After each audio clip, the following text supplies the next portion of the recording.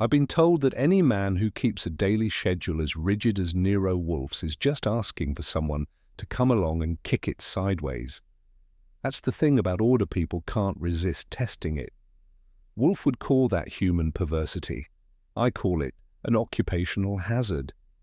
It was Tuesday, which means 3 things in the brownstone. Fritz makes sauerbraten, Wolfe locks himself in the plant rooms from 9 to 11, and I pretend to be useful while reading the morning papers in the office. Routine as clockwork, which was why the knock at the front door around 10:30 rang like a fire alarm in my bones. I opened it to find a man who looked like he'd dressed himself in haste and regret. Mid-40s, expensive suits that had been lived in too hard, and eyes carrying the kind of fatigue you only get from success. His cufflinks had a small crest engraved on them, which told me either old money or someone who liked buying second-hand prestige. He introduced himself as Mr. Julian Faber. "I need Mr. Wolfe," he said, skipping pleasantries. "I was told he doesn't receive callers at this hour, but I beg you to make an exception." That was the kind of line that normally gets people bounced back onto the stoop. But there was something in the man's face, panic, carefully disguised as resolve, that made me curious enough to hold the door. I parked him in the office and went upstairs to the plant rooms, knocking on the steel door like a man tapping the bars of a cage. Wolfe's muffled growl came back. "What is it, Archie?" "Client. Says it's urgent. I am engaged," he rumbled. "Send him away. He looks like a man who's about to explode," I said. "If I send him away, he might light himself on fire on our sidewalk, and then we'll be in the papers for all the wrong reasons." There was silence, the kind Wolfe uses when he knows I've played the winning card and he hates admitting it. Finally, I heard him sigh the sigh of a man about to eat a bad oyster. 10 minutes, no more. Back downstairs, Faber sat stiff as a bishop. When Wolfe entered reluctantly, moving with the grace of a man whose natural habitat is an armchair, our visitor shot to his feet. "Mr. Wolfe," he said, "I apologize for the intrusion. My problem is not one of crime yet, but it will be if I cannot contain it."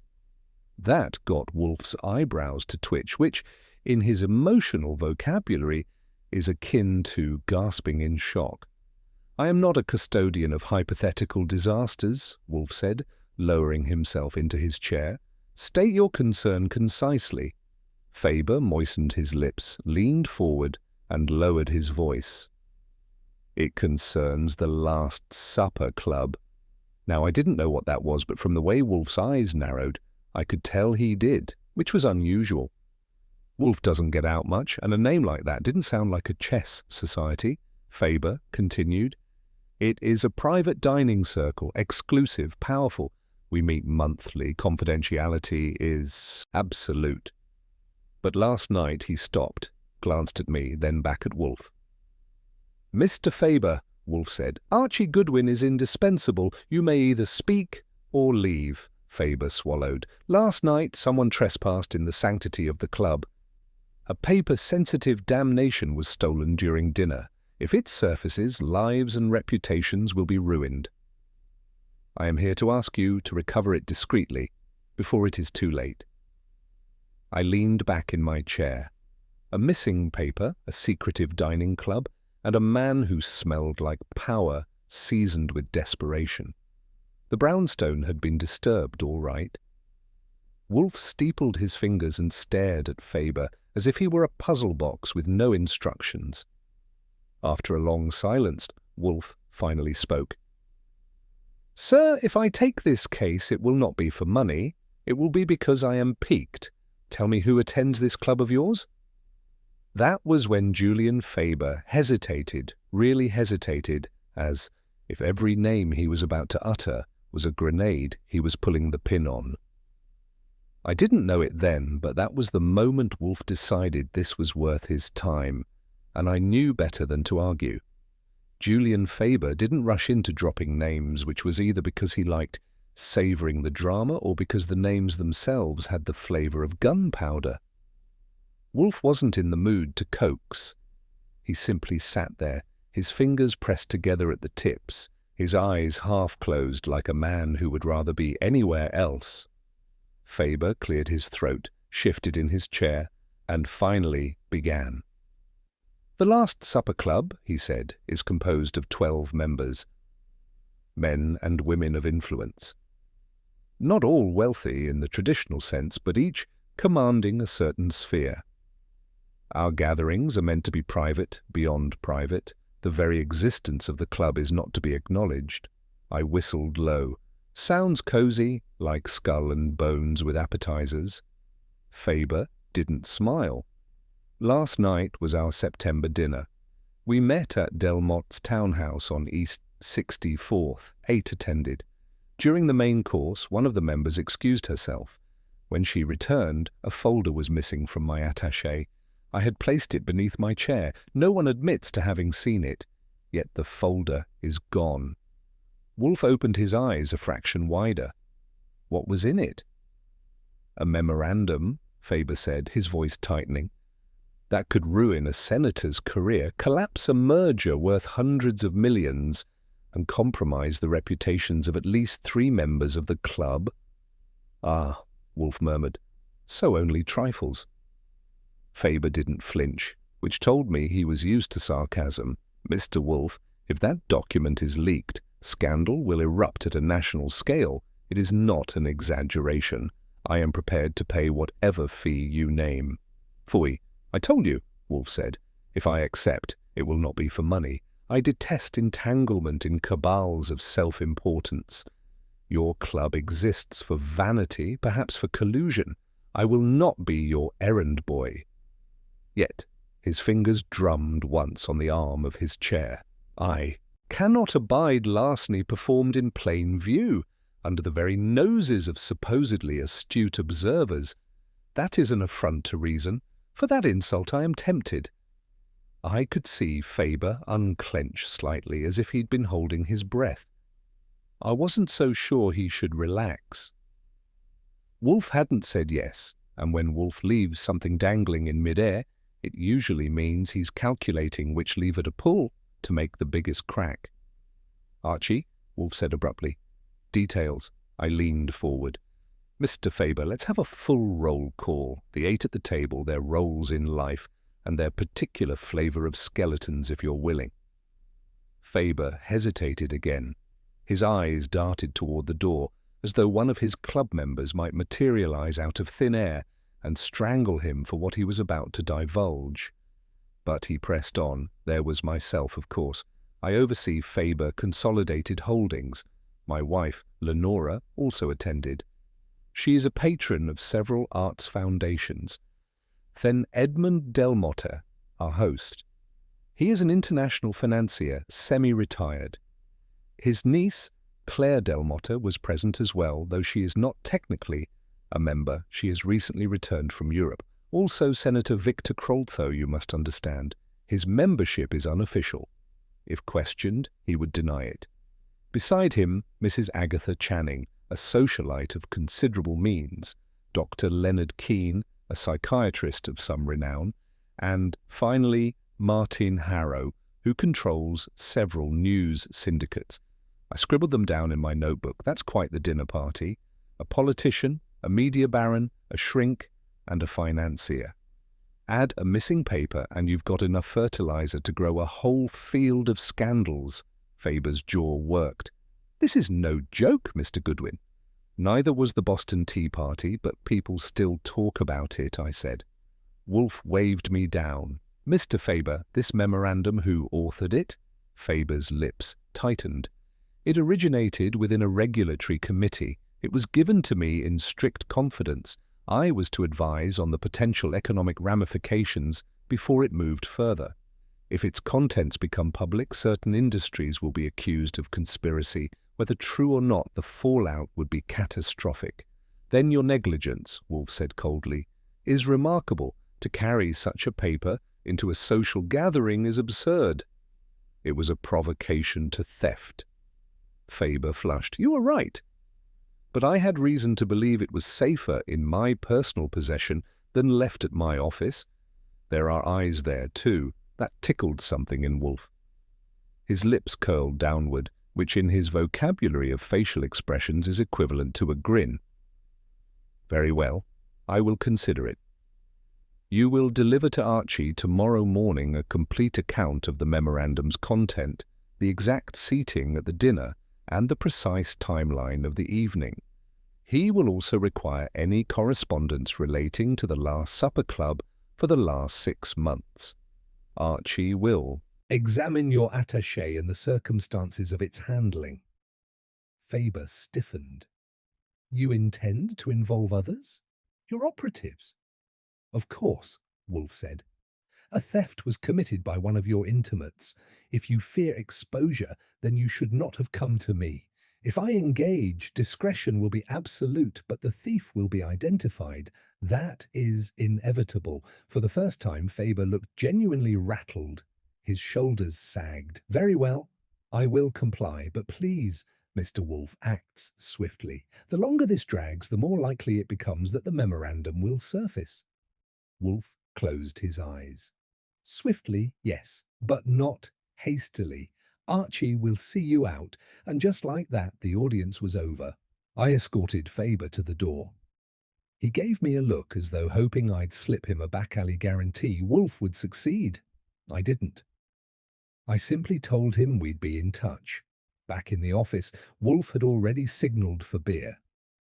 Fritz delivered it on a tray with the usual ritual, and Wolfe took a long sip before addressing me. "You observed Archie?" "Yep," I said. "He's scared, but not for himself.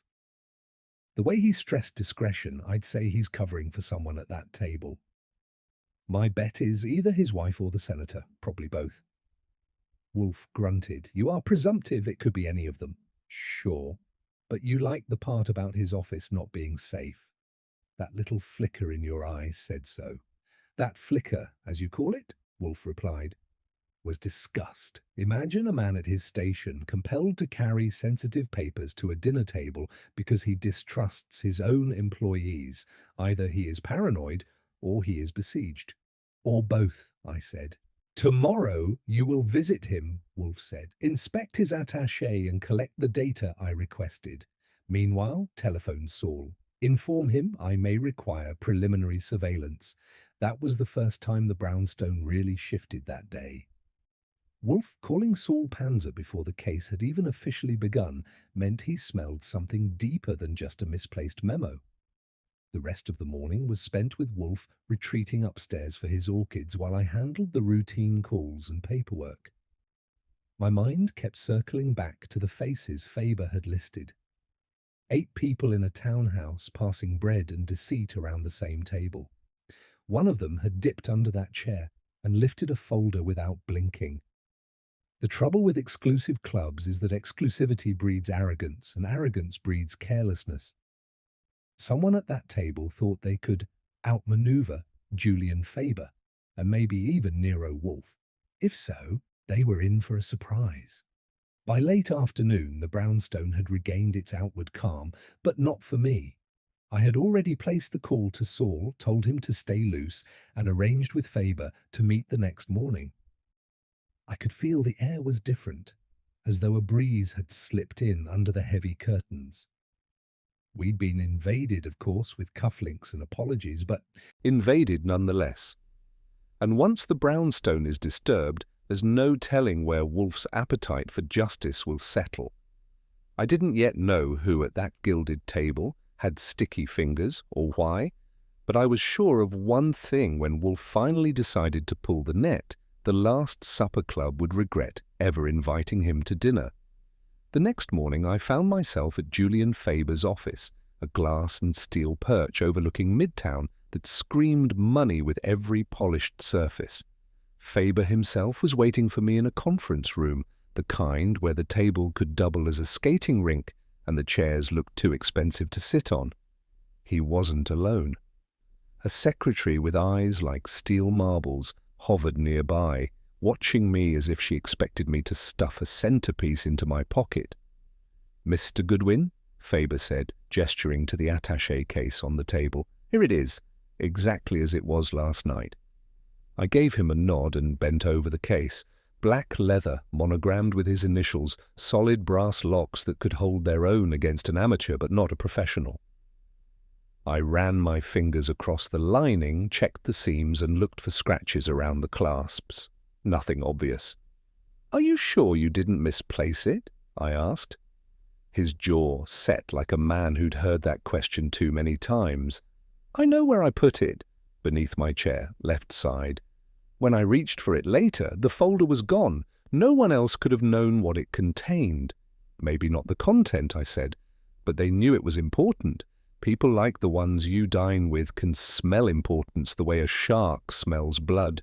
That earned me a sharp glance, half irritation and half reluctant agreement. I let it hang, then pulled out my notebook. "Let's do the roll call again," I said. "But this time I want more than names. I want what they were doing, how they were seated, who had the easy reach, who had the motive." "We'll start with your wife." His eyes flickered. Just a fraction, but enough.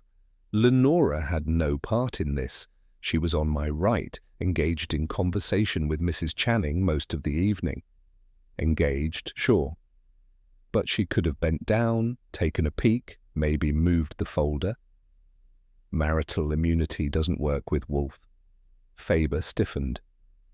"My wife is above suspicion." "Good. Wolfe will be glad to know you've solved the case already." I flipped a page. Next, Delmotte, the host. He sighed. "Edmund is meticulous, even obsessive. He would never risk disorder under his own roof. Claire, his niece, is young, impulsive. She excused herself briefly during dinner, but only to fetch something for her uncle. She returned within minutes. Timing's convenient, I said. She leaves, the folder disappears. That'll go on Wolfe's board. Faber pinched the bridge of his nose. Then there was Senator Kroll. He sat across from me. We spoke sparingly, but he was distracted all evening. Nervous. Politics'll do that. I made a note. Mrs. Channing, a widow. Charming, shrewd. She delights in gossip, but she thrives on reputation. I doubt she would soil her own. People doubt a lot of things, I said. Dr. Keene, clinical, detached. He observed more than he participated. I sometimes feel he regards us all as patients. And Harrow, Faber's face hardened. A predator. He commands newspapers as if they were armies. If anyone would see value in a scandal, it is him. That, at least, rang true. I closed the notebook. All right, that paints a picture. Not a pretty one, but a picture. Wolfe will want a seating chart down to the inches. Can you manage that? I already drew one. He slid a sheet across the table. Precise, careful, with names positioned like chess pieces. I pocketed it. We wrapped up with him promising to send over a copy of the memorandum's text. I didn't ask how he planned to get it without setting off alarms. That was his headache. My job was to ferry the goods to Wolfe. By the time I got back to the brownstone, Wolfe was knee-deep in a book, a yellow beer bottle sweating on his desk. He looked up only long enough to grumble. Well, I dropped the attaché case on the table. No scratches, no tampering marks. Either our thief has the hands of a surgeon, or they didn't bother with the locks. My bet is they slid the folder out while it sat under his chair. Easy if you're bold, And the suspects? I handed over the notebook. Wolfe read with that slow, infuriating calm of his, lips barely moving. When he finished, he set it down like it had burned him. They are all capable, he said, but capability does not equal culpability. We must weigh opportunity against incentive. That's where Saul comes in, right? Yes. Saul will determine if anyone among them has been making unusual movements since last evening. Discretion is paramount. I dialed Saul, passed the word, and hung up. Wolfe leaned back, closed his eyes, and muttered something about the idiocy of powerful men who confuse secrecy with security. I let him stew. That afternoon, a package arrived from Faber hand-delivered, sealed and labelled like contraband. Inside was a typed transcription of the memorandum. I skimmed it and felt my eyebrows trying to climb off my forehead. The document accused 3 major corporations of colluding to strangle competition in energy distribution. The evidence was circumstantial but juicy enough to turn into headlines. If Harrow got hold of it, he'd splash it across front pages like blood at a bullfight. If Kroll's opponents sniffed it, they'd tear him to ribbons. It wasn't just dynamite, it was nitroglycerin. I passed it to Wolfe. He read for a long while, his face settling into a grim mask. When he finally spoke, his voice was low.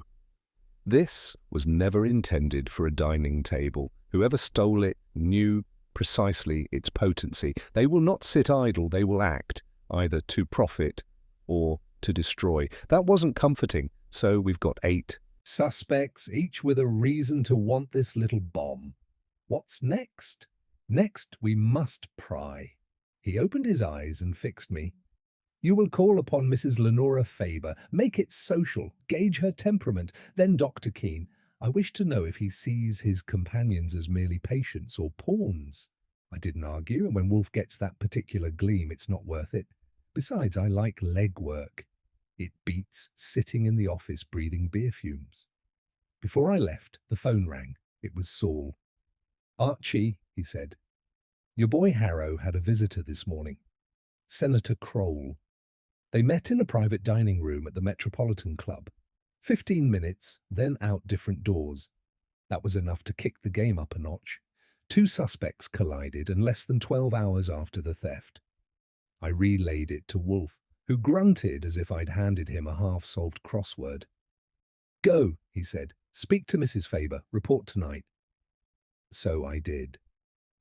The Fabers lived in a Fifth Avenue penthouse where even the doorman wore an expression of hereditary dignity.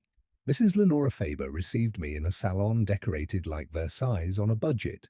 She was tall, elegant, with eyes that could slice glass. I suppose Julian has you chasing his ghosts, she said after I'd introduced myself.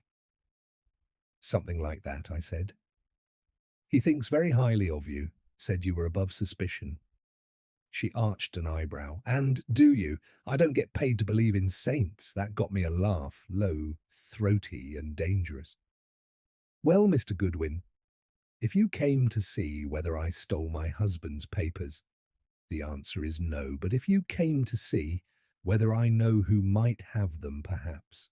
That perked my ears. I'm all attention. She leaned closer. Julian thinks he leads the club. He does not. It is Edmond Delmotte who holds the strings. Nothing happens there without his quiet consent. And Edmond has debts. Many. That was a tasty morsel. I filed it away and played it cool. Thank you, Mrs. Faber. That helps. When I left, the air outside felt sharper. Something about her tone told me she wasn't just pointing fingers, she was warning me. Or maybe warning Wolfe. Back at the brownstone, I reported in. Wolfe listened, sipped his beer, and finally spoke. Excellent. The circle is tightening, but remember, Archie, when one accuses another, it is rarely out of charity. It is the reflection of their own fear. Tomorrow you will see Dr. Keene. And just like that, the trap began to take shape. 8 people sat at that table. One had reached for power in the dark. Wolfe intended to bring them all into the light. Dr. Leonard Keene had an office on Madison Avenue that could have doubled as a museum exhibit on the theme of modern intellect. The reception area was spare, the lighting carefully muted, and the magazines on the table were heavy with psychology journals no one had read since Truman was in office. His secretary, a thin woman with rimless glasses and a poker face, ushered me in. Without asking questions. Either she had been told to expect me, or she had long ago learned not to bother questioning her boss's schedule. Keene himself was perched behind a desk that was more work of art than furniture slabs of polished wood, with edges left rough, as if to remind visitors that nature could still surprise them. He was tall, silver-haired, with the look of a man who listened more than he spoke. When I gave him my name, he inclined his head once, like a judge acknowledging an attorney. "You are Mr. Goodwin," he said. His voice was calm, almost soothing.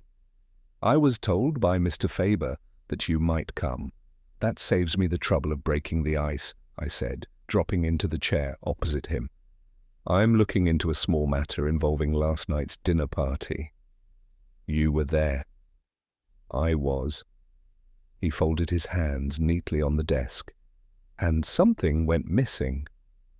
Mr. Faber was most distraught enough to bring Wolfe into it. "You know Wolfe? By reputation only. A formidable mind, I understand."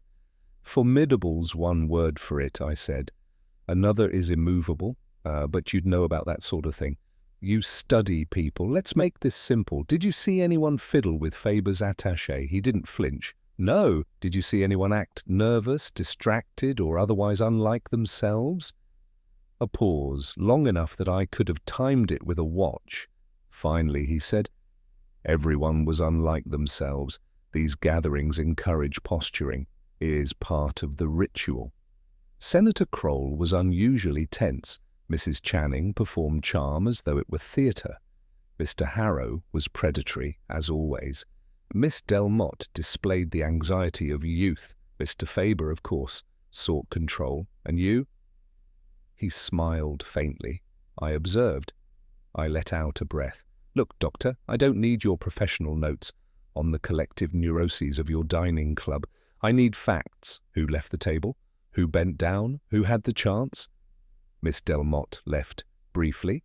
No one else to my recollection. That matched Faber's account, which made it worth noting. Still, the neatness of his answers grated. I stood. "Thanks for your time, Doctor. You've been as clear as fog on the Hudson. I'll let Wolfe know." "Do," he said, rising to shake my hand. His grip was cool and deliberate. "And please convey my regards. I would be fascinated to see how he interprets our little society." I left with the sense that Keene had given me nothing and everything at once. If Wolfe could wring meaning from those clinical observations, good for him. Personally, I preferred suspects who slipped up with something concrete. From there, I checked in with Saul. He was parked in his coupe a block from Harrow's office, a pack of cigarettes in the glove compartment, and the look of a man who'd been watching shadows all morning. "Any luck?" I asked, leaning in through the passenger window. Saul shrugged. "Harrow's meeting schedule is stacked. Had 2 visitors in the last hour, 1 lobbyist, 1 lawyer, both discreet, nothing dramatic yet." "Keep on him," I said. "Wolfe wants to know if anyone starts playing courier with that missing memo." Saul nodded. "With him, you never needed more than a sentence." I left him to his vigil and moved on to my next call. Mrs. Agatha Channing lived in a townhouse that had seen better days but still wore its dignity like a stubborn dowager. She received me in a parlour overflowing with antiques that probably cost more than my entire wardrobe. She herself was short, plump, with eyes that sparkled like champagne, even in daylight. "Mr. Goodwin, what a pleasure," she thrilled when I introduced myself. "Do sit down. I adore visitors with good manners." I smiled. "I'll try to keep mine polished. I'm here about last night's supper." Something about Mr. Faber went astray. Her eyes widened theatrically. "Oh, yes, he was in such a state. But really, Archie, men do fuss over papers, don't they? As if words on a page can topple empires." "Sometimes they can," I said. "You didn't happen to notice anyone borrowing his papers for light reading, did you?" She waved a hand heavy with rings. "Darling, I was much too busy ensuring the souffle didn't collapse under all that tension. Besides, if anyone took it, they'd be clever enough not to do it while I was watching. I have an inconvenient memory." "Any impressions, then? Nervousness? Odd behaviour?" She leaned forward conspiratorially. Between us, Senator Kroll looked ready to bolt, and Edmund Delmotte tried too hard to look unconcerned. Always a sign. I thanked her, endured a story about her late husband's hunting lodge in Scotland, and made my escape before she offered me tea that smelled like old perfume. By the time I got back to the brownstone, Wolfe was in the office, surrounded by the comforting fortress of his books, orchids, and beer. I gave him the rundown Keene's clinical fog, Saul's stakeout, Channing's gossip. He listened, eyes closed, lips pursed. When I finished, he opened them slowly, like a man emerging from meditation. "Archie, do you not see?" "What I see," I said, "is a pack of suspects pointing fingers at each other while Faber gnashes his teeth. If you've got more, lay it on me." "Miss Delmotte left the room," Wolfe said. "That is an opportunity. Senator Kroll met with Harrow this morning. That is collusion. Mrs. Channing identifies both Delmotte and Kroll as suspicious. That is alignment of testimony. And Dr. Keene." He paused, savouring the words. Dr. Keene confirmed all without intending to. His dispassion is revealing. He believes himself above involvement, yet his observations betray awareness. Meaning? "Meaning," Wolfe said, "they are already manoeuvring. The theft was not an impulse, it was a stratagem. And a stratagem requires an end game." "Which is?" He closed his eyes again. "That remains to be seen." But the tremors are visible. They fear each other, as much as exposure. I knew that tone. Wolfe was sharpening his teeth on the puzzle, waiting for the right moment to bite. Meanwhile, my dance card was still full. The phone rang, interrupting us. I picked it up. Saul's voice came through, low and steady. "Archie Harrow just sent a man out with a sealed envelope. Courier service. Destination's a private mailbox downtown. I tailed him, didn't open it. I relayed this to Wolfe. He grunted. The memorandum? Could be, Saul said. Could be bait." "Want me to lift it?" Wolfe shook his head before I even finished. "No, let it run. We observe, we do not intervene." That was Wolfe's way of never touching the bait until he knew the trap. I hung up and leaned against the desk. "So, boss, where does that leave us? We've got a stolen memo hot enough to burn holes in the rug, suspects colluding like schoolboys after a prank, and a client who's sweating bullets. What's the move?" Wolfe took a deep swallow of beer, wiped his lips, and spoke with the calm certainty that made my skin prickle. "The movie, Archie, is patience. You will continue to prod them delicately. I will continue to think.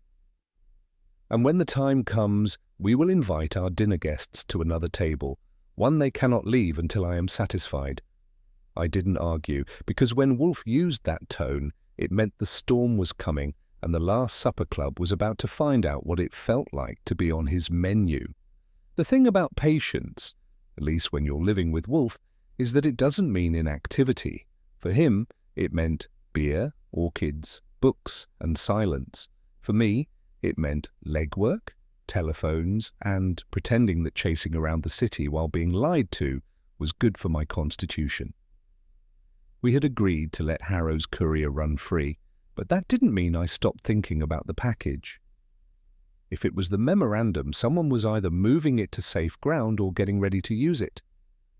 And if it was bait, well, then we weren't the only ones playing with strategy.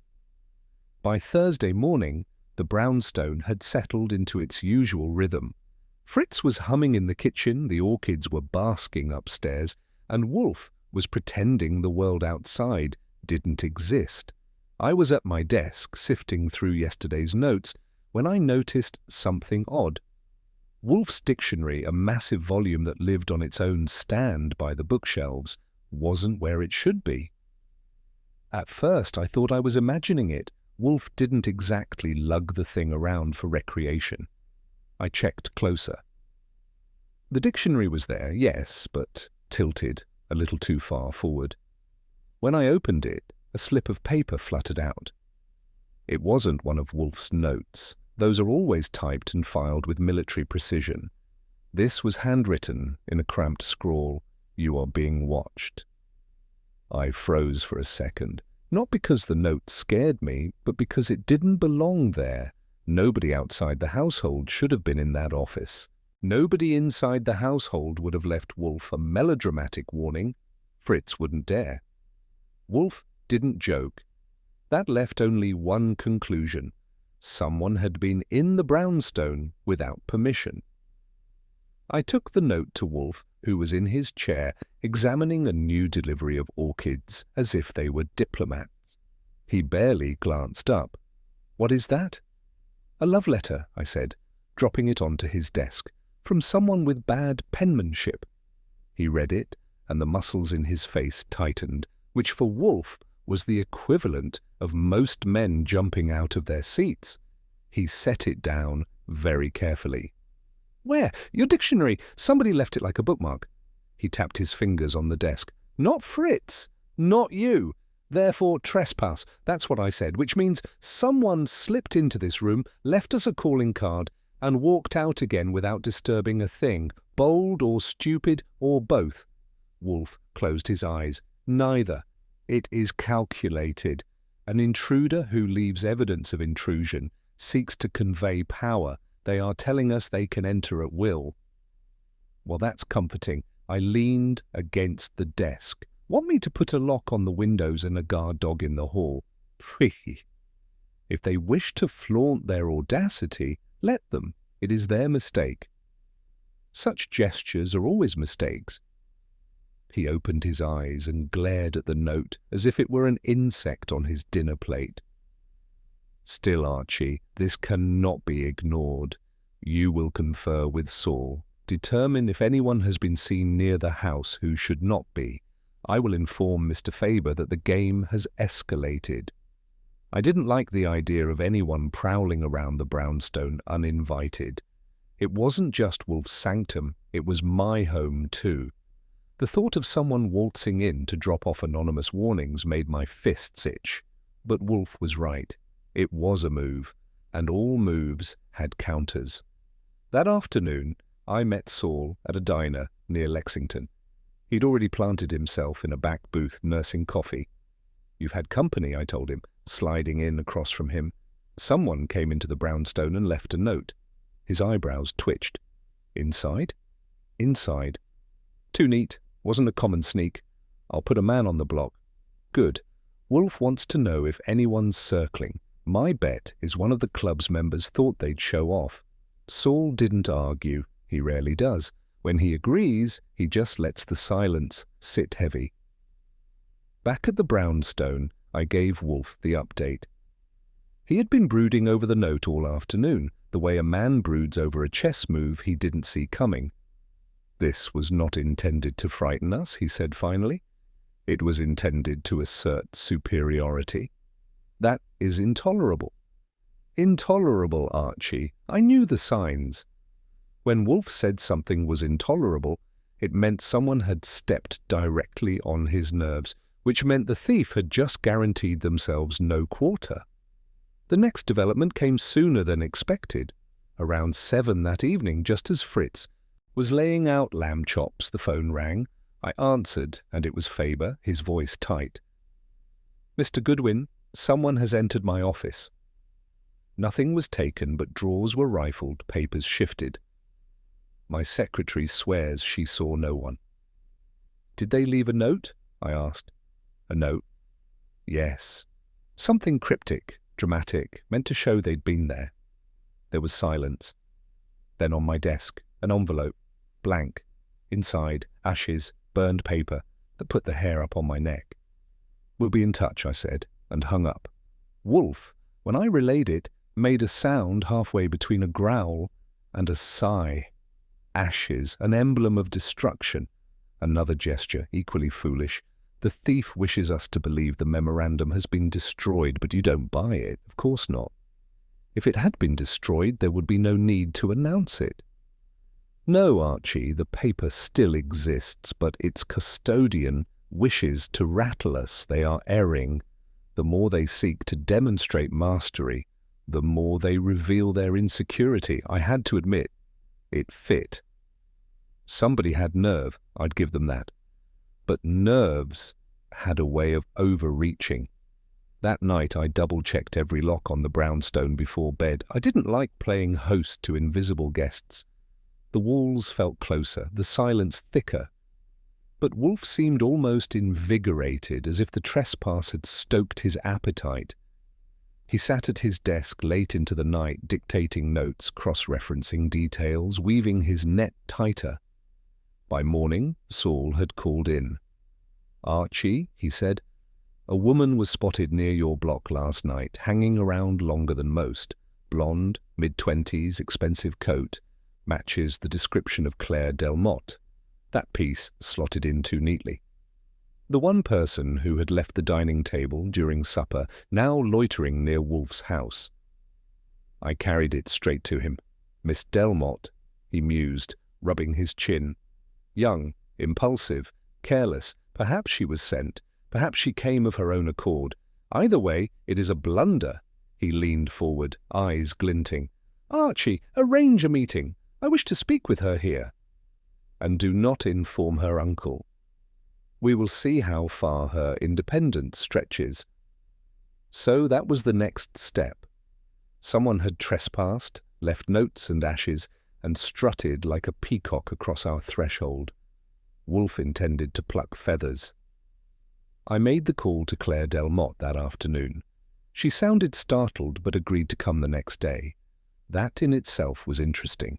People with nothing to hide usually demand explanations before agreeing to visit Wolfe. People with secrets tend to show up quickly, hoping to get ahead of the storm. When I hung up, Wolfe was smiling, not the broad kind, but the thin one, the kind that meant he already knew the next move. The thief had trespassed, but Wolfe was inviting them to trespass again, this time in the only arena that mattered, his office. Claire Delmotte arrived the next afternoon with the look of someone who'd been rehearsing excuses on the cab ride over. She was striking in that sharp, expensive white-tailored coat, gloves she didn't take off, and a tilt to her chin that said she'd grown up being told she was exceptional. I met her at the door, gave her the once-over, and ushered her into Wolfe's office, where he was already stationed in the big chair, like a mountain that had no intention of moving for mere weather. "Miss Delmotte," he said, nodding. "Be seated." She sat, crossing her legs in a practiced gesture. "Mr. Goodwin told me you wished to see me. I don't understand why. I had nothing to do with Julian Faber's problem." "Perhaps," Wolfe said. "But you were the only one who left the table during dinner, and last night you lingered near this house." That knocked the air out of her composure for a moment. Her eyes darted to me, then back to Wolfe. "Ah yes, I walked by. I didn't know it was a crime to take a walk in Manhattan." "Not a crime," Wolfe said evenly, "but a curiosity. And curiosities interest me." She tried to laugh, but it rang hollow. "You make it sound as though I broke in." "You did not," Wolfe said, "but someone did. They left us a note." Her hands clenched in her lap. She was good at masking, but not that good. Wolfe saw it, of course. He let the silence draw out until she was squirming. "I don't know anything about a note," she said finally, her voice a touch too sharp. "Then perhaps you know about ashes," Wolfe murmured. "Someone also trespassed in Mr. Faber's office. They left him a message as well." This time she didn't speak at all. She just sat there, breathing shallow. I'd seen witnesses on the stand look the same way, caught between telling the truth and protecting someone they shouldn't. Wolfe leaned back, folding his hands. "Miss Delmotte, you are young. Youth often mistakes boldness for wisdom. Do not compound your error by silence. If you are being used, say so." Her composure cracked just enough for a confession to slip through. "It isn't me," she said quickly. "I didn't take anything." But she stopped herself, bit her lip. Wolfe arched an eyebrow, but her eyes flashed. "If I told you, it would destroy everything. My uncle doesn't deserve ruin." "Your uncle?" Wolfe's voice was sharp enough to cut. "Edmund Delmotte?" She froze, realizing she'd given too much away. Wolfe waved a hand. "That will do. You may go." She stood abruptly, bristling. "If you harm him, I harm no one," Wolfe said, closing his eyes as if she were already dismissed. "Truth does the harming. Good day." I escorted her out, and when I came back, Wolfe was still sitting there, eyes closed, lips pressed. "She has implicated her uncle," he said softly. "Unintentionally, but plainly. Which could mean he's our thief, I said.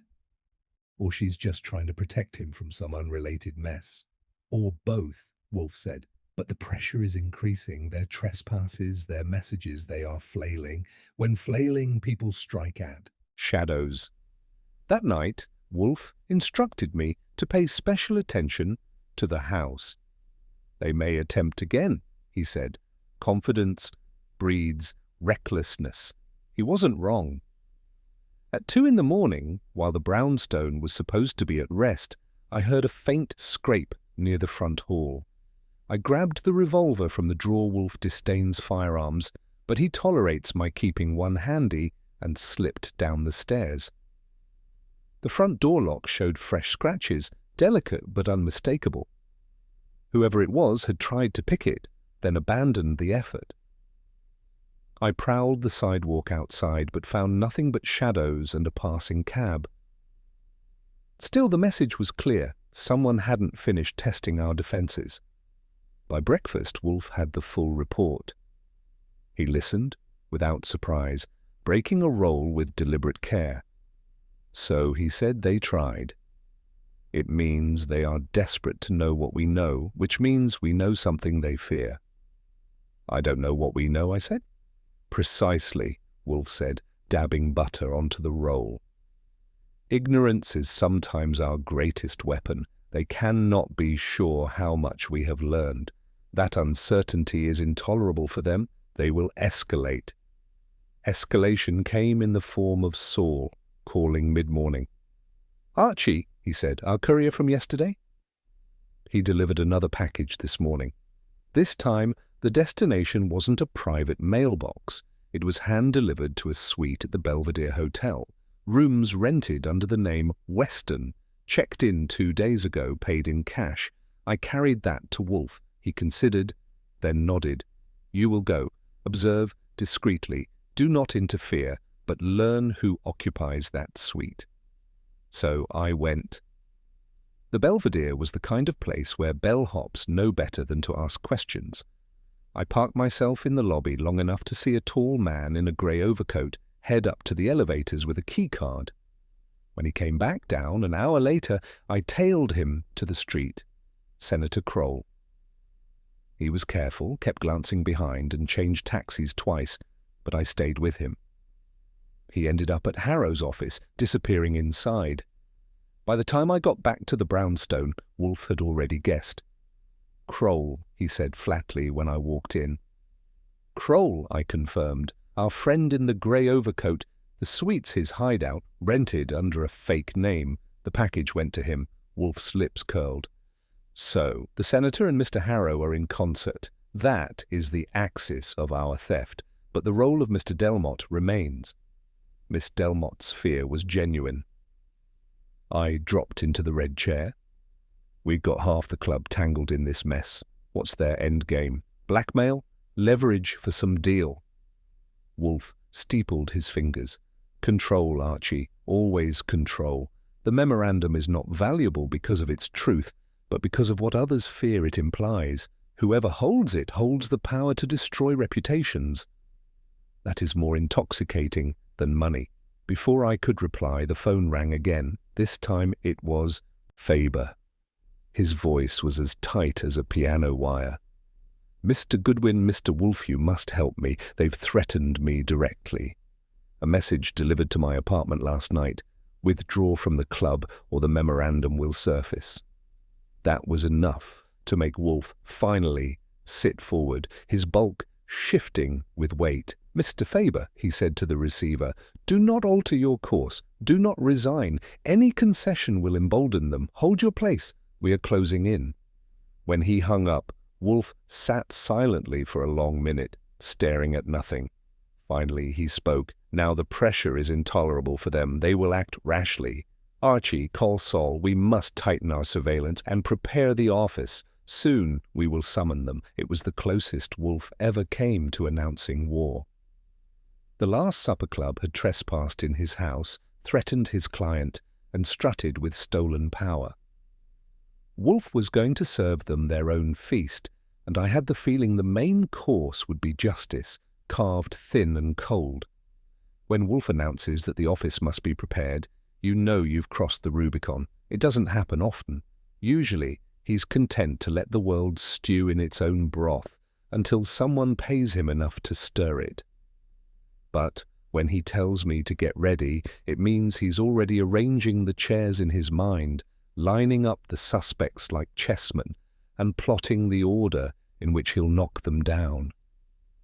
I could tell by the set of his jaw that the last supper club had officially blundered into his territory. The trespass, the notes, the threats against Faberthos weren't just annoyances, they were insults. And Wolfe doesn't endure insults. So I did what I always do. I made the calls. Saul, Fred, and Orrie got their instructions, parcelled out with Wolfe's usual precision. Saul was to keep eyes on Harrow and Kroll, charting their movements like a general plotting enemy divisions. Fred was tasked with trailing Claire Delmotte, subtle as a shadow. Orrie drew the short straw, Edmund Delmotte. Wolfe wanted to know if the old financier's outward calm was just varnish over cracks. Each man knew better than to ask questions. When Wolfe orders, you don't request explanations, you deliver results. Meanwhile, Wolfe had me draft letters, not invitations, not summonses. Wolfe doesn't invite, he commands. Each note was crisp, typed, and phrased in such a way that no one could mistake the intent attendance required, excuses not accepted. He didn't yet want them all in the room together, but he wanted pressure applied. It was the stage just before the gathering, when the players know the curtain is about to rise, but don't yet know their lines. In between my errands, I kept Faber on a short leash. He was near panic, and Wolfe knew it.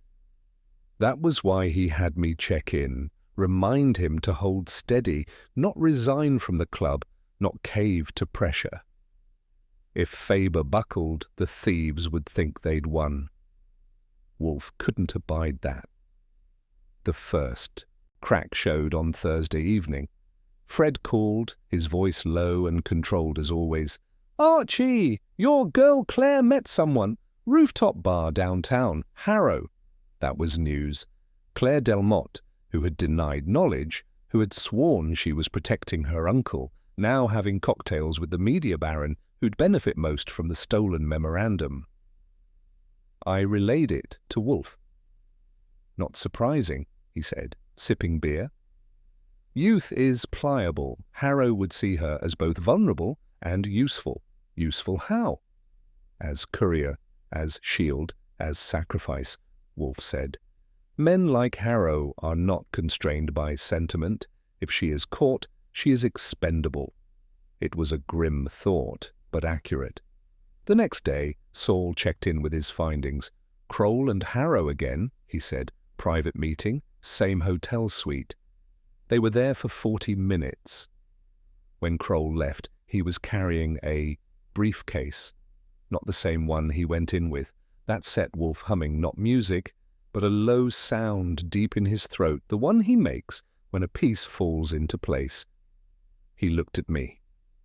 "They are moving the memorandum, perhaps copies. They think themselves clever, pfui. They are merely broadcasting their fear." "What's the plan then?" I asked. "Do we grab the senator and shake him until papers fall out of his sleeves?" He glared at me. "You are not to manhandle senators.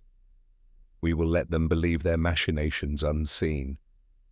Meanwhile, we invite Mr. Delmotte." I wished to hear his account in person, under my scrutiny.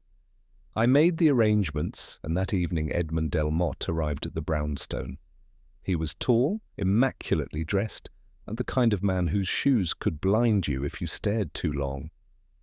He greeted Wolfe with calm dignity, but I saw the flicker in his eyes, the unease of a man who knows he's being measured on a scale he can't control. "Mr. Wolfe," he said smoothly, "this is an unexpected honor. I was told you had taken an interest in our private circle." "Interest?" Wolfe repeated, his tone glacial. "No, disgust. You have assembled a coven of egos under the guise of exclusivity. Now one of your number has committed larceny and trespass. I intend to expose them. Delmotte didn't blink. And you imagine I can help? You can answer, Wolfe said. Did you remove a memorandum from beneath Mr. Faber's chair? No, the denial was immediate. Clean. Too clean. Did you authorize or abet its removal? No. Did you know of its existence prior to the dinner? That gave him pause. His eyes flicked to me, then back to Wolfe. Finally, he said, I suspected Julian had brought something sensitive. He's rarely without props to remind us of his influence. Props? Wolfe murmured. Interesting words. Delmotte leaned forward. Mr. Wolfe, I assure you I have no desire for scandal.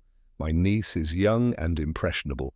If she has done something foolish, it was without my knowledge. There it was, the pivot to Claire.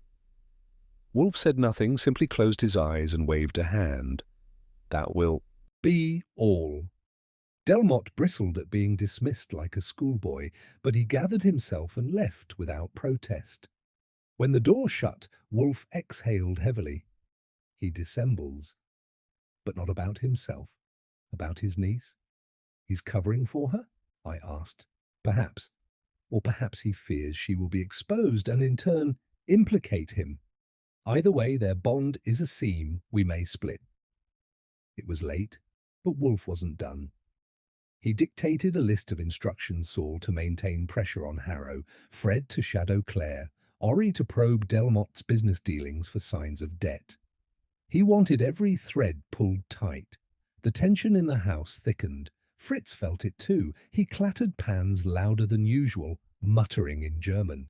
Even the orchids seemed on edge, if orchids can be. And I, who usually enjoy the chase, found myself restless. The trespass still gnawed at me. The idea of strangers creeping into the brownstone while we slept didn't sit easy. The final straw came Saturday morning. Another note appeared, this time tucked under the front doormat. Same cramped scrawl, you were too late. I handed it to Wolfe with more force than necessary. They're making house calls again. He studied it without expression. Good. They believe themselves ahead. That is always fatal. His calm was maddening, but I knew better than to push. He was positioning, moving the unseen pieces, and when Wolfe positions, he doesn't miss. By noon, he had made his decision. Archie, tomorrow evening. We summoned them all. Every member was present at that dinner. Faber, his wife, Delmotte, Claire, Kroll, Channing, Keene, Harrow. Here, in this office. Sunday supper at Wolfe's, I said. They'll love that. He ignored me. Prepare the chairs, 8 of them, facing me. They will sit and they will listen and they will learn that Nero Wolfe does not tolerate trespass. I knew better than to argue. The Last Supper Club had stolen their little paper, strutted, threatened, and trespassed. Now Wolfe was calling them to his table. And once you sat in those red chairs under Wolfe's stare, you didn't get up until the truth had been carved. Sunday evening, the brownstone was dressed for battle. Fritz had been banished to the kitchen with instructions not to serve so much as a breadstick until Wolfe gave the word. The office had been rearranged, Wolfe's chair in its usual commanding place behind the desk, and 8 others arranged in a semicircle facing him like pews in a private chapel. The only hymn would be Wolfe's voice, and the sermon would not be forgiving. I opened the door at 7 sharp to admit the first arrivals, Julian and Lenora Faber. He looked like a man on the edge of collapse, his jaw clenched so hard it might crack. She, by contrast, was ice. Her gaze swept the room, taking in the arrangement of chairs, the high ceilings, the weight of Wolfe's presence, and she moved as though she were stepping onto a stage she'd memorized long ago. One by one the others followed. Edmund Delmotte, austere, with Claire trailing at his side, her face pale but defiant. Senator Kroll, wary and stiff, as though afraid even the wallpaper might record his presence. Mrs. Channing, fluttering with false cheer, dripping rings like ornaments. Dr. Keene, impassive, studying every corner of the room as though it were a case study in collective neurosis. And finally, Harrow, broad-shouldered, carrying his power like a cudgel, eyes sharp with the arrogance of a man who thought he could not be touched. I guided them to their seats, and when the last one had settled, Wolfe cleared his throat. The sound alone was enough to steal the air. "Ladies and gentlemen," he began, his voice low but resonant, "you are here because one among you has committed theft. A document entrusted to Mr. Julian Faber was taken during your gathering. Since then, there have been trespasses, threats, and deceit. Enough." He let the silence hang, his gaze sweeping across them like a slow-moving spotlight. No one met it for long. "Mr. Faber," Wolfe said, "your property was not destroyed, despite gestures to suggest otherwise. It has been moved, copied, and wielded as leverage. That was a mistake. Whoever took it underestimated both my patience and my reach." Harrow shifted, but Wolfe ignored him. "I will be plain. The memorandum was stolen, not for truth, but for control. Senator Kroll and Mr. Harrow, you conspired to weaponize it. You met twice in secret. A package was delivered to a hotel suite under an assumed name. Senator, you carried it out yourself." The room erupted. Lenora Faber gasped. Channing clutched her pearls. Kroll half rose, red-faced. "This is outrageous," he barked. "I will not, you will sit," Wolfe said, and the senator sat as if dragged down by invisible weights. "You conspired, but you did not act alone. Someone else facilitated access, someone who knew precisely where the memorandum would be placed, someone who could excuse herself from the table without suspicion." All eyes swiveled to Claire Delmotte. She stiffened, her lips parting, but Wolfe raised a hand. "Not so fast. Miss Delmotte was indeed observed near my house afterward, which is damning in appearance, but the true mind behind this scheme is not hers, it is her uncle's." Edmund Delmotte's face hardened. "This is slander." "Phooey," Wolfe said, dismissing the protest with a flick of his hand. "You orchestrated it. You had debts, obligations pressing upon you. The memorandum was your lifeline. You used your niece as cover, knowing her absence could be explained. You let her take the risk while you prepared to bargain the contents with Mr. Harrow. Your arrogance blinded you to the consequences." Claire's eyes filled, and she turned to her uncle, whispering, "You told me!" But he cut her off with a glare sharp enough to slice glass. Wolfe leaned forward, his bulk commanding the entire room. "And you, Mr. Harrow, leapt at the bait. A scandal, a story, a chance to unseat rivals and dominate the news cycle. Senator Kroll, you saw an opportunity to destroy enemies and secure your own career.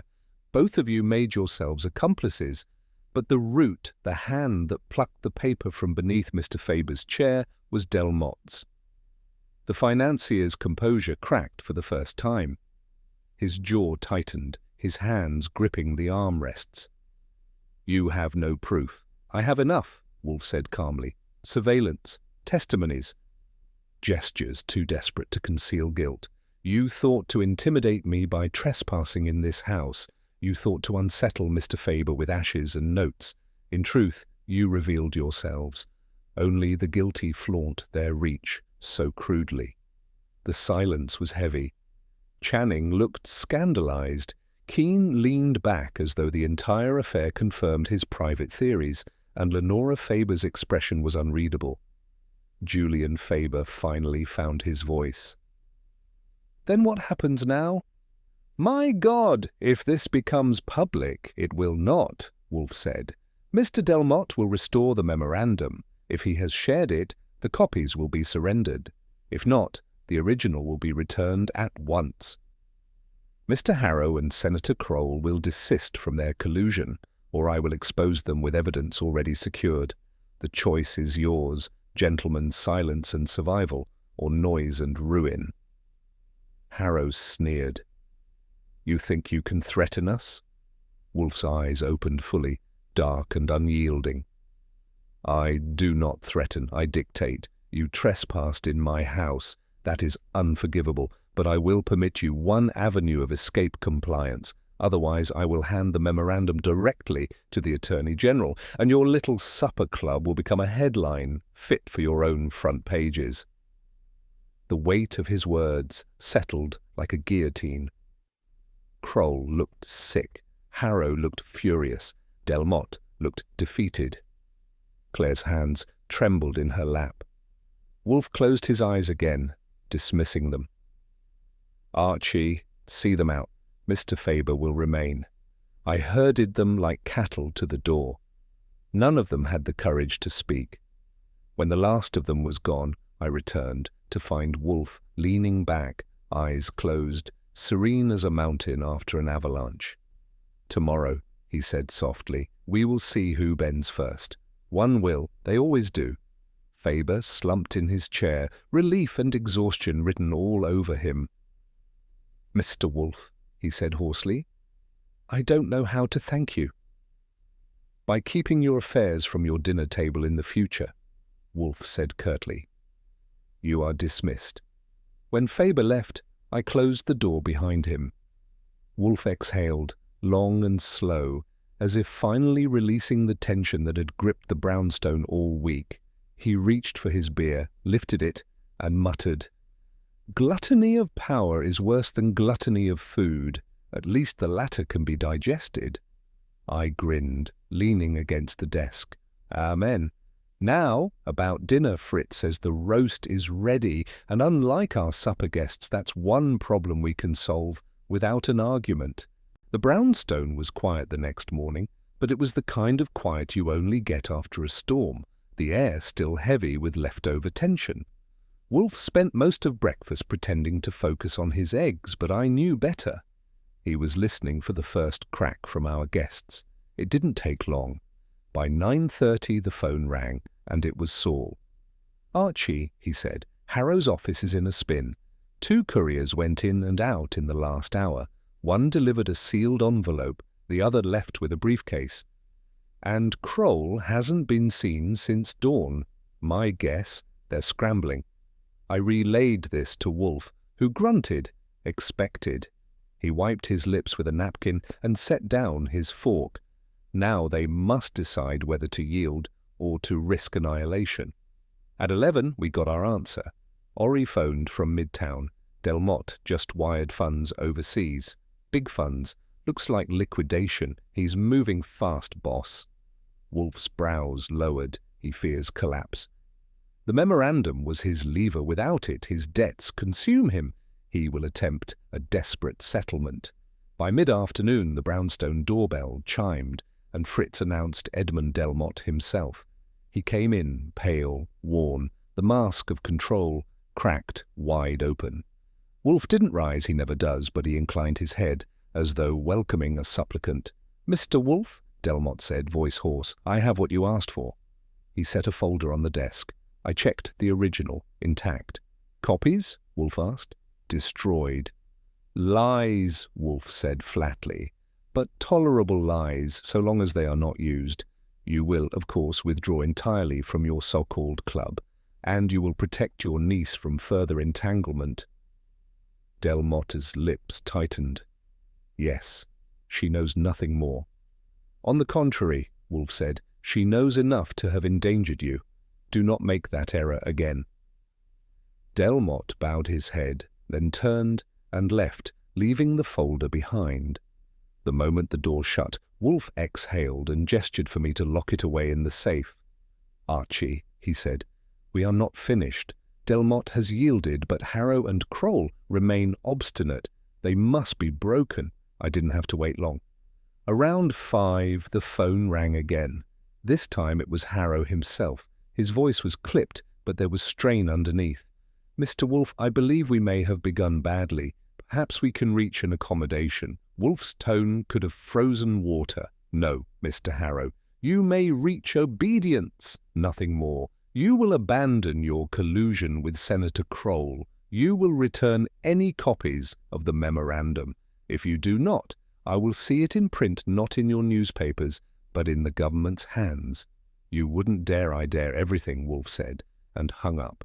The silence afterward was thick enough to spread on toast.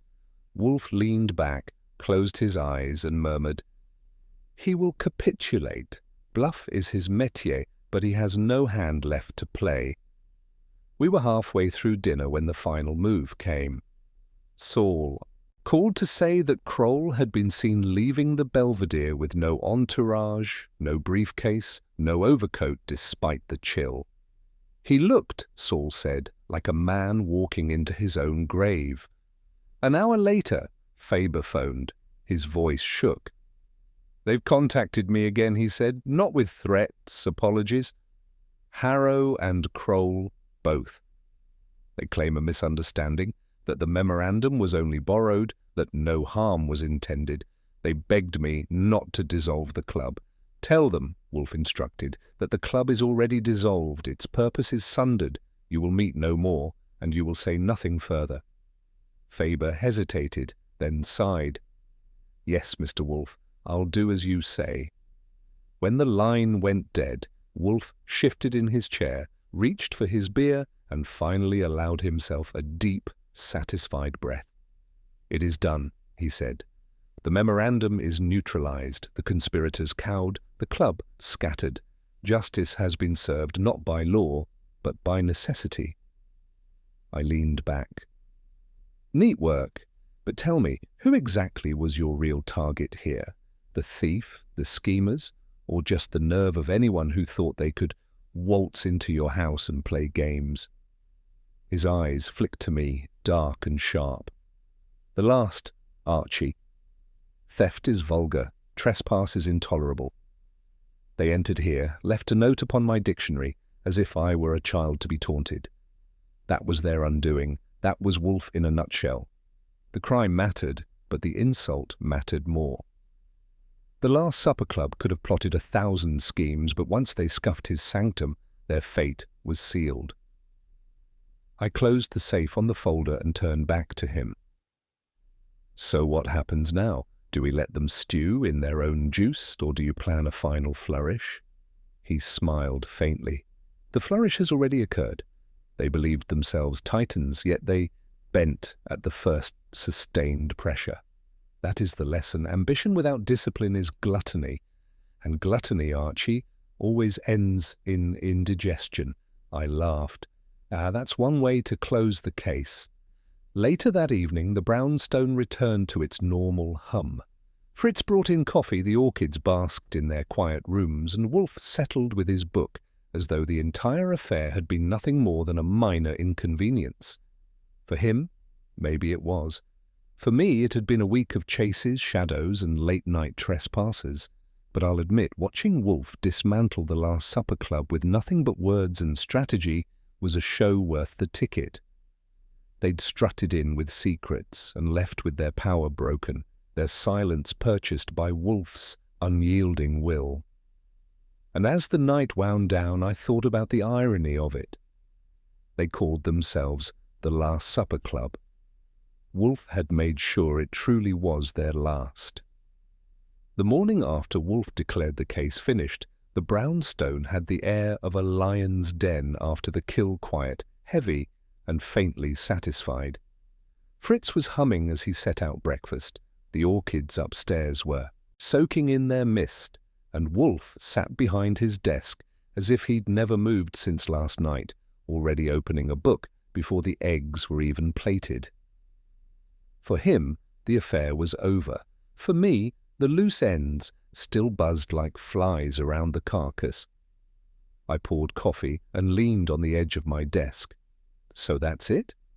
Delmotte broke, Harrow and Kroll folded, Faber gets to keep his crown polished, and we just file the memorandum in our safe like a museum piece? That's the grand finale? Wolfe swallowed a forkful of egg with infuriating calm. "You sound disappointed." "Not disappointed, just wondering what the encore looks like. You've scattered the Last Supper Club, but men like that don't stay down long. They'll crawl back, sniffing for each other like rats in the dark." Wolfe closed his eyes. Let them. Their appetites will consume them again. They need no help from me. That was typical Wolfe. He'd already shifted his mind back to orchids and dictionaries while I was still seeing shadows on the stoop. But before I could argue, the doorbell rang. I went to the hall and opened it to find Lenora Faber standing there alone, dressed in a dark coat, her eyes sharp as cut glass. She didn't wait for an invitation. "I must speak to Mr. Wolfe," she said, brushing past me. Wolfe looked up as she entered, irritation flickering at the edges of his composure. "Madam, I did not summon you." "No," she said, "but you should have." She removed her gloves slowly, like a woman unsheathing claws. "Julian thinks this is finished. It isn't. Not for me." Wolfe didn't move, but the faint tightening around his eyes said she had his interest. "Explain." "My husband," she said, "is a fool. He let himself be used, flattered into believing he led that club. He clung to it because he wanted to be important among the powerful. And now you've broken them, he thinks himself safe. But Julian forgets that weakness is its own danger. He doesn't see that even stripped of the memorandum, Harrow and Kroll will not forgive humiliation. They will seek other means." I glanced at Wolfe, but he didn't so much as twitch.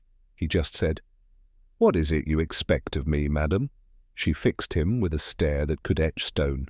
"I expect you to protect him from himself, keep him away from their games, or else next time there won't be a folder, there'll be a scandal no one can contain."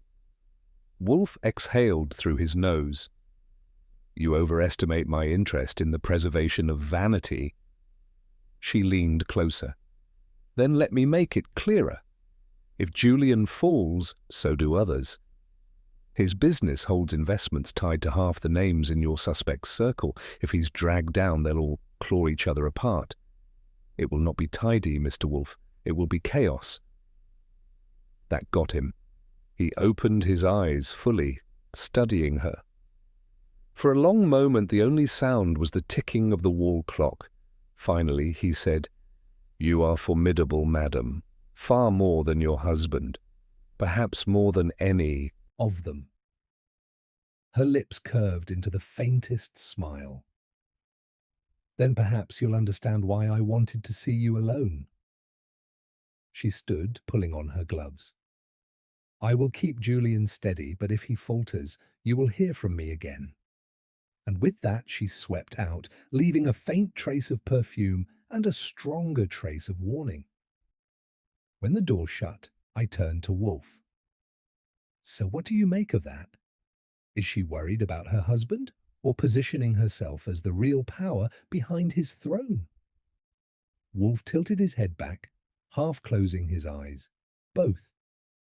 She is not to be underestimated. If the Last Supper Club reconstitutes itself, it will not be through the men, but through her." It wasn't exactly comforting, but Wolfe wasn't in the business of comfort. The rest of the day passed in our usual rhythm, though the phones were busier than usual. Saul reported that Harrow's people were quieter than mice, pulling back from meetings. Their usual bravado vanished. Ori confirmed that Delmotte had retreated into his townhouse, refusing visitors. Fred noted Claire had left the city altogether, spirited away by an aunt upstate. It was clear Wolfe's net had left them more tangled than they wanted anyone to know. By evening, the brownstone was still, the kind of stillness Wolfe relished. He took his beer, opened a fresh book, and looked more at peace than I'd seen him in days. I sat across from him, jotting notes when he finally spoke. "Archie, do you know why I despise clubs such as theirs? Because they eat too much and talk too loud?" He gave me a glance. "Because they mistake secrecy for strength. They imagine that gathering in shadows grants them power, but power built on concealment is brittle. It shatters under scrutiny. The only true strength lies in clarity." "That's a fine epigram," I said, "but don't expect Harrow to print it on the front page." "Pfui," he muttered. "He will print nothing. He has learned his lesson." "Until the next scheme," I said. "Until then," Wolfe agreed, lifting his glass. And then, Archie, I shall be here, as always, waiting. That was the last word on it. Wolfe turned back to his book, shutting out the world, while Fritz rang the dinner gong. We ate lamb with rosemary, potatoes crisped to perfection, and a custard that made me briefly forget we'd spent the last week staring down egos sharp enough to cut glass. When the plates were cleared and the house settled into its nightly rhythm, I found myself thinking back on the club's name, the Last Supper Club. They had thought it clever, dramatic, exclusive. But Wolfe had shown them what last really meant. Their appetite for control had brought them to his table, and he had fed them their own folly. As I locked the office for the night, I couldn't help grinning. They'd trespassed into Wolfe's house, thinking themselves bold. But no one trespasses on Wolfe and leaves whole. Not a senator, not a tycoon, not a financier. He had cut them down without moving from his chair, and they would carry the sting of it for the rest of their lives. The brownstone was calm again, restored to its proper order. Dinner was done, beer bottles lined up like trophies, and Wolfe already lost in his book. The world outside could scheme and write all it liked. In here the case was closed, the silence unbroken, and that's how it always ends. Wolfe in his chair, me at my desk, order restored, until the next fool, with secrets, decides to disturb the peace. When they do, I'll be there to open the door, and Wolfe will be waiting to close it on them.